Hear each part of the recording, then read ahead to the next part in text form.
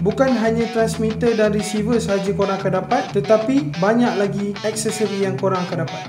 And ni Amgras Soundmeta 5 Ultra.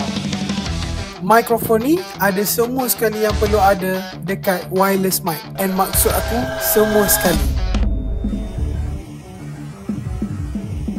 Untuk combo kamera dan juga phone, korang akan dapat semua aksesori macam ni. Casing wireless microphone yang ada indikator remaining battery macam ni. Receiver untuk phone, lightning ataupun type C, in-ear monitor ataupun mic clip yang korang boleh clipkan dekat baju, dan bermacam-macam aksesori lain yang ada dalam kotak ni. Hadir dengan hard case macam ni, so senang untuk aku bawa ke mana-mana. And speciality microphone ni dia datang dengan in-ear monitor IEM untuk komunitas suara kau dekat telinga kau. Dan dengan extra long distance, jarak penggunaan mic yang agak jauh sehingga 150 meter daripada receiver. Berat transmitter ni hanya 9 gram dan casing mic ni 64 gram. And mikrofon ni juga dilengkapi dengan special effect dengan hanya tekan double tap dekat button ni.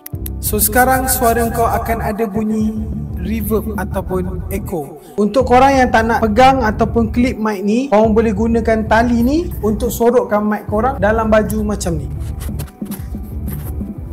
And sekarang mic ni ada dalam baju korang, korang still boleh record suara korang dengan clear macam ni.